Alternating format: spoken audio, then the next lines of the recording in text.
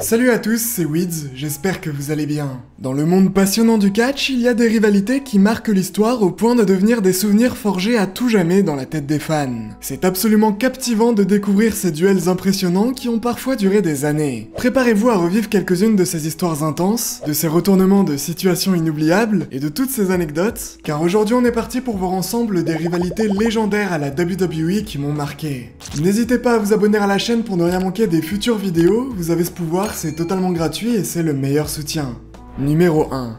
Comment faire cette vidéo sans parler de ce qui est sans conteste la plus grande rivalité dans l'histoire du catch, Stone Cold contre The Rock. Les deux catcheurs se sont croisés pour la première fois en décembre 1997 dans un match pour le titre intercontinental alors détenu par The Rock. Stone Cold débarquera dans l'arène avec son pick-up et contre toute attente, il remportera la ceinture. Le lendemain à Raw, Vince McMahon critiquera cette victoire et imposera un match revanche en précisant que si Stone Cold refusait, il en subirait les conséquences. Mais vous connaissez le catcheur, il n'est pas du genre à se laisser imposer quoi que ce soit. Il se ramènera en jean sur le ring pour expliquer qu'il ne comptait pas du tout se battre et qu'il était bien intéressé de savoir ce qu'étaient les conséquences dont avait parlé Vince. Le patron révélera ainsi qu'il retirait le titre intercontinental à Stone Cold, mais ce dernier expliquera qu'il s'en foutait de cette ceinture et qu'il était surtout intéressé par le titre de la WWF. Il la donnera à The Rock, mais lui enverra au final un stunner et la semaine suivante, il jettera le titre dans une rivière, ce qui mettra officiellement fin à son règne. Quelques mois plus tard, durant WrestleMania 14, il réussira à battre Shawn Michaels et remportera enfin le titre de la WWF, qu'il perdra en septembre 1996 lorsque l'Undertaker et Kane lui feront un tombé en même temps, rendant le titre vacant pendant 47 jours, avant que The Rock ne réussisse à le récupérer durant un tournoi. Stone Cold voulait alors remporter le Royal Rumble de 1998 car ça lui permettrait d'avoir un match pour le titre de la WWF à WrestleMania 15 contre The Rock. C'était d'autant plus réaliste comme projet qu'il avait déjà réussi à remporter le Rumble de 1997 et de 1998, donc pourquoi pas celui de 1999. Le catcheur arrivera en première position et Vince McMahon sera le second à venir sur le ring. Les deux partiront ensuite en bagarre à l'extérieur du ring jusqu'à des toilettes. C'était en fait un piège dans lequel Stone Cold va se retrouver car il se fera attaquer par d'autres catcheurs. On le verra ensuite être conduit à l'hôpital et on pensait donc que c'était terminé, qu'il n'allait pas gagner le Rumble ce soir-là. Mais contre toute attente, un peu plus tard dans la soirée, une ambulance va arriver dans l'arène et elle était conduite par Stone Cold.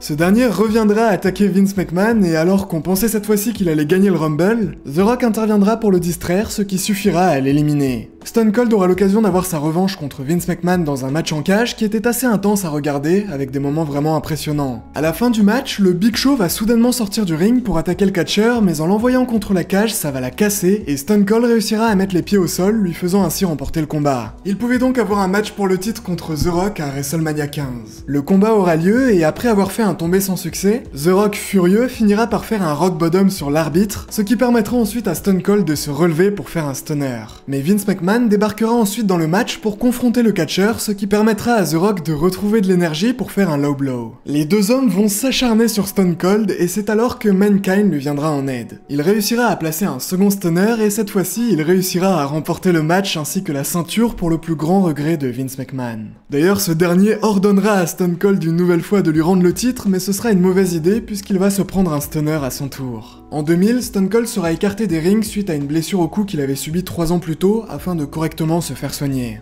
En janvier 2001, il réussira pour la 3e fois dans sa carrière à remporter le Royal Rumble. Il devait alors affronter Kurt Angle, qui était le champion à WrestleMania 16, mais le mois suivant, durant No Way Out, The Rock réussira à s'emparer de la ceinture. Par conséquent, on aura encore le droit à un match, cette fois-ci sans disqualification, entre The Rock et Stone Cold. Ce combat est encore aujourd'hui considéré comme l'un des plus mémorables dans l'histoire du catch. Contre toute attente, à la fin de la rencontre, Vince McMahon va débarquer dans l'arène, donner une chaise à Stone Cold et tout faire pour lui permettre au final de remporter la victoire. Stone Cold va serrer la main de Vince McMahon, ce qui était la dernière chose qu'on aurait pu imaginer. 2 ans auparavant, Vince et The Rock s'alliaient pour démolir Stone Cold. On pourrait se dire qu'au sommet, ils vont arrêter leur rivalité, eh bien non. En 2003, The Rock et Stone Cold s'affronteront une 3e et dernière fois durant WrestleMania. Bah oui, The Rock avait perdu les 2 fois d'avant et il avait bien le droit à une 3e chance. Après 3 rock bottom, il finira par enfin décrocher cette victoire. Il va chuchoter à Stone Cold « Merci pour tout ce que tu as fait pour moi, je t'aime », avant de lui donner une petite tape sur le torse et de quitter l'arène. Forcément, c'est difficile de résumer plus de 6 ans de rivalité, mais clairement, c'est l'une des plus mémorables dans l'histoire du catch. J'aurais également pu mentionner toutes ces fois légendaires où The Rock s'est pris un stunner et qu'il partait complètement en vrille sur le ring.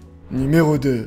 J'ai connu la WWE en 2009, j'avais 7 ans, et clairement, les deux catcheurs qui m'ont le plus marqué à cette époque, c'était John Cena et Randy Orton. De 2007 à 2014, les deux hommes seront un peu les grands rivaux de la compagnie. Tout va commencer en juillet 2007 lorsque Randy Orton attaquera John Cena après un match et deviendra l'aspirant numéro 1 à son titre de champion durant SummerSlam quelques semaines plus tard. Cena réussira à conserver sa ceinture, et durant l'épisode de Raw suivant, on pourra voir ce moment fou où Randy Orton attaquera le père de John Cena. Ça conduira les deux hommes à un autre match durant Unforgiven en 2007, durant lequel le père de John Cena aura l'occasion de se venger du coup de pied. Le lendemain, Randy Orton menottera John Cena aux cordes du ring et le forcera à regarder impuissant un match entre son père et Randy Orton, que ce dernier va évidemment facilement gagner. La rivalité s'intensifiera encore et encore, les conduisant à un Last Man Standing match durant No Mercy quelques semaines plus tard, mais malheureusement, John Cena va se blesser au niveau du grand pectoral, ce qui mettra une pause à leur rivalité et qui permettra en parallèle de faire gagner le titre à Randy Orton dans une rivalité face à Triple H. En janvier 2008, durant le Royal Rumble, il fera son grand retour et d'ailleurs le public va complètement exploser de joie.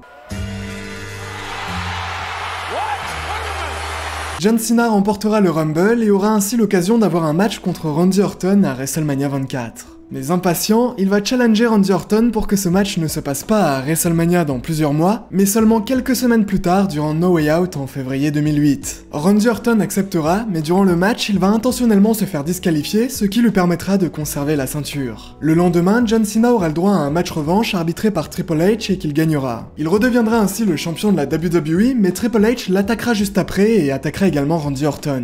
Ça conduira ainsi les trois catcheurs à s'affronter durant WrestleMania 24 pour le titre, Randy Orton finissant cette fois-ci par gagner la rencontre. C'est en juillet 2009 durant Night of Champions que les catcheurs se retrouveront à nouveau sur le ring dans un match pour le titre de la WWE, une nouvelle fois remporté par Randy Orton qui trichera à l'aide de son clan The Legacy, ce qui va relancer une rivalité entre John Cena et lui. John Cena se fera attaquer à plusieurs occasions et ça conduira à un match durant SummerSlam en 2009 qui sera remporté encore et toujours par Randy Orton. Les semaines suivantes, John Cena se fera encore attaquer par The Legacy et durant WWE Breaking Point en septembre 2009, un I Quit match sera organisé entre les deux catcheurs. C'est selon moi le meilleur combat qu'ils ont pu disputer dans l'histoire de leur rivalité. Vraiment, Randy Orton en méchant c'était juste parfait et le match en général était vraiment cool. Orton va une nouvelle fois menotter John Cena, sauf que tout se retournera contre lui lorsqu'il se prendra ce légendaire STF qui le fera abandonner, permettant à Cena de remporter une nouvelle fois la ceinture. Randy aura l'occasion d'avoir sa revanche lors du pay-per-view suivant Hell in a Cell, durant un match dans la terrible cage en acier. Ce sera là encore un vrai match de fou pour le titre, qui sera cette fois-ci remporté par Randy Orton.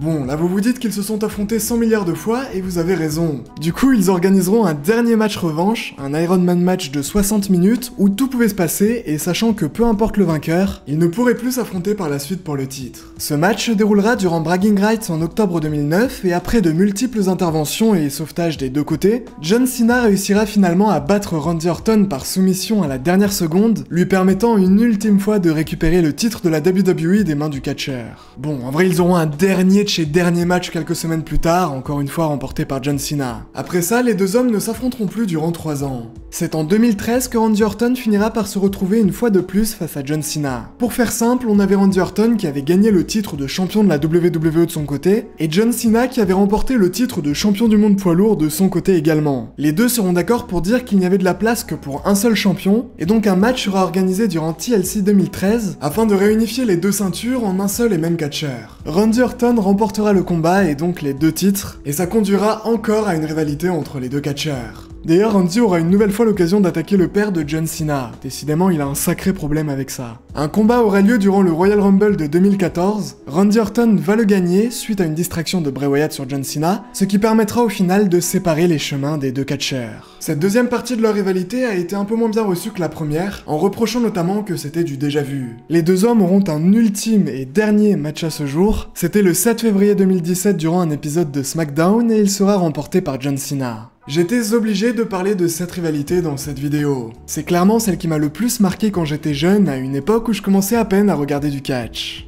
Voilà, on arrive à la fin de cette petite vidéo. Je vous ai partagé 2 feuds qui m'ont marqué, mais évidemment, on aurait pu en citer beaucoup d'autres. Si vous êtes chaud pour que j'en parle dans un second épisode, n'hésitez pas à me le faire savoir en commentaire. En attendant, on se revoit très vite pour de nouvelles aventures, et d'ici là, portez-vous bien, c'était Weeds, bye tout le monde.